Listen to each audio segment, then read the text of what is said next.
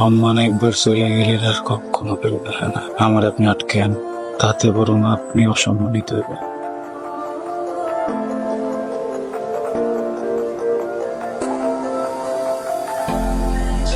বা আমার কি দোষ? আমার তো পড়ালেখা করতে ভালো লাগে না। পরপর 3 বার তুই ইন্টারমিডিয়েট ফেল করছিস, পাঁচটা করা বলতো আমি ছাড়তেছি। এবার আমি এমন এক পোলার সন্ধান পাইছি যে শুধু পেটে ভাতে তরে পড়ে, সেইখানে থাকবো খাইবো, কোনো ঠিকানা নাই, কোনো কিছু জানো। আমি ওর খবর পাঠাই দিচ্ছি, কালকে সকালে এসে চলে আসবে। যে ঠিকানা বলছিলেন ওই ঠিকানা ধরে চলে আসছে। আরে তাড়াতাড়ি আসো, মেহমান আসছে। কে আসছে? আরে ঋতুর নতুন মাস্টার। কি নাম বাবা তোমার? আসসালামু আলাইকুম চাচা। ওয়ালাইকুম আসসালাম। আমার নাম রায়হান। খুব ভালো ছেলে, ডিগ্রি সেকেন্ড ইয়ার। ওর শুধু একটাই কাজ, নিজে লেখাপড়া করবে আর তোরে লেখাপড়া করাবে। তাহলে বাকি কথা পরে বলবো না। যাও মা, ফটো দেখা।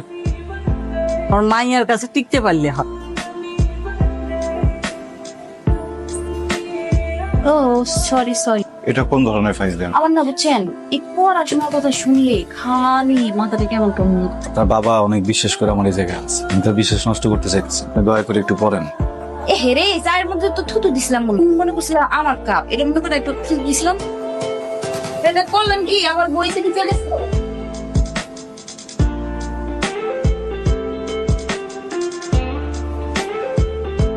স্যার কি কিছু খুঁজতেছেন? আহারে সাইকেলের হাওয়া দিছে।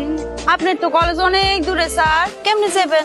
এইসব নিয়ে চিন্তা করতেছি না, বাজারে গেলে সব ঠিক করন যায়। বইগুলা কই? আমার বইগুলো ফেরত দেন। আমার বইগুলো আমার দিয়া দেন। আপনার কষ্ট দেখা আমার মন থেকে ভাবে গেল। দেখেছি প্রথমবার তুই চোখের চশমা, আমার ভাল লাগছে ভাল লাগছে ভাল লাগছে। টিং টিং টিং সুকর স্যার আমার। কোন আমার বইগুলা কই? আপনারা যদি না কোন আমি কিন্তু চাচার কাছে গেছি। ওই যে সামনে দৌড়ে গেলে ওই এই যে সামনে এটা পুষ্কুনি আছে।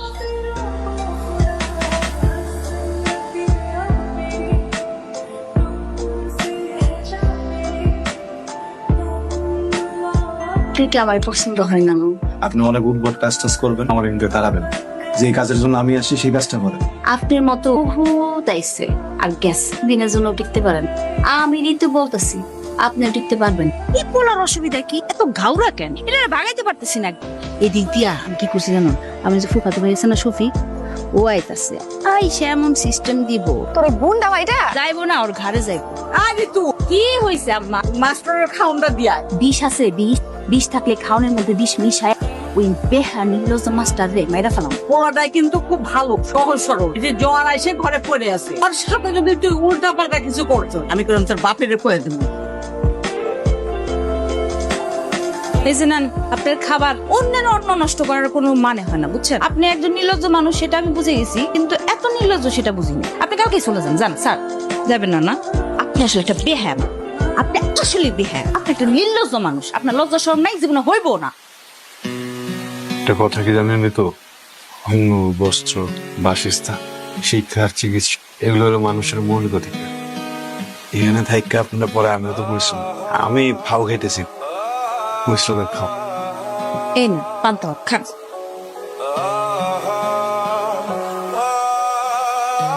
ওয়ালাইকুম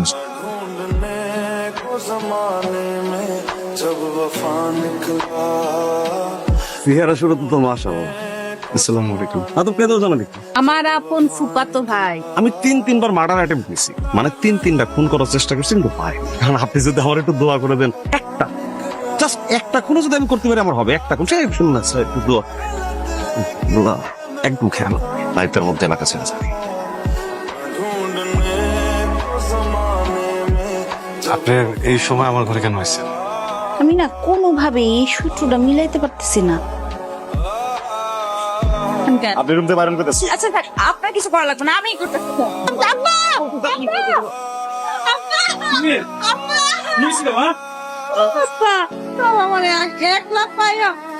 ওরা নির্বাচন এত বড় সাহস বেমানি করলো, তবে আলাদা ধরে নিয়ে আয়।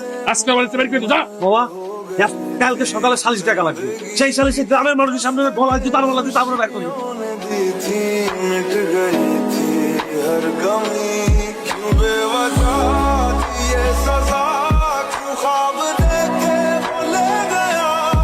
ये जो हम लगे सितम साब ऐसे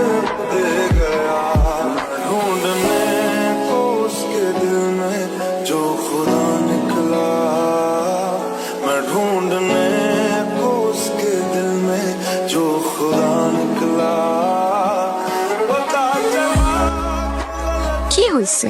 কি শরীর খারাপ নাকি মন খারাপ? আমি মনে হয় অনেক বড় একটা অন্যায় করে ফেলছি রে।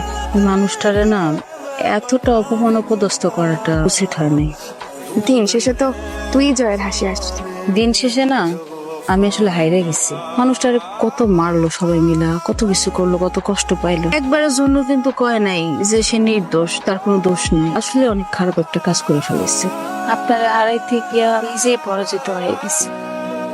আমি আসলে বুঝতে পারি নাই, আমার বোধ শক্তি, বিবেক বিবেচনা সব চলে গেছিল। অনেক বড় একটা অন্যায় কাজ করে ফেলছি আপনার সঙ্গে। আপনার কাছে আসলে ক্ষমা চাওয়া ছাড়া আমার আসলে বলার কিছু নাই। আপনি কেন বললেন না যে এই সমস্ত কিছু মিথ্যা? আপনি তো জানেন না। আপনার বলা উচিত ছিল, আপনার প্রতিবাদ করা উচিত ছিল। আপনি কেন সত্য ডাক করলেন না? কারণ এই সমাজে কেউ সত্যের পক্ষে না। আমার মার বেলা এড়িয়ে ছিল কি হয়েছিল আপনার মায়ের? এক বুক সংগ্রাম নিয়ে আমার মা আমার মানুষ করতেছে। আমার খড়ি মালিকের নাম ছিল কালু মিয়া। একদিন হঠাৎ মায়ের চোখ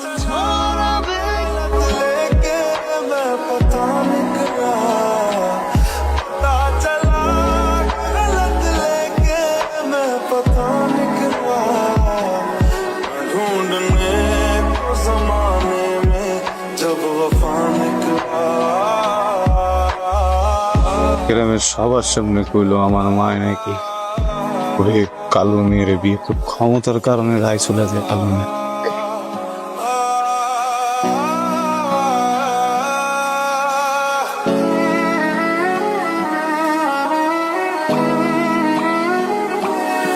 जिसके आने से मुकम्मल हो गई थी जिंदगी, दस्तक खुशियों ने दी थी मिट गई। যে এত যন্ত্রণা, এটা তো আমি কোনোদিনও বুঝতে পারি নাই। এগুলো আমার নিজেরই অনেক খারাপ লাগতেছে। হ্যাঁ, চলেন। কই আমার কারণেই তো আপনার সম্মান গেছে। আপনার সম্মান ফেরত আনতে চলেন। সম্মান একবার চলে গেলে আর কখনো ফেরত আসে না। আমার আপনি আটকে আন, তাতে বরং আপনি অসম্মানিত হবেন।